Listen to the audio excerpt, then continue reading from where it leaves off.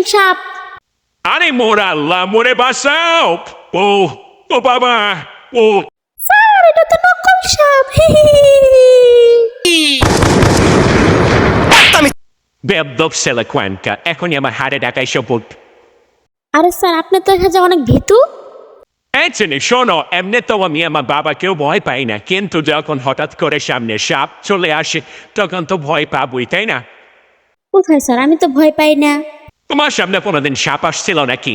হ্যাঁ, তবে আর কি বলছি আপনাকে স্যার, আমার সামনে একদিন সাপ আসছিল, তাও কি সাপ জানেন স্যার? কিং কোবরা, এই যে এরকম। ওরে কি হয়েছিল? তারপর আমি সাপটার মাথাটা এইভাবে ধরলাম। পরে কি করলে?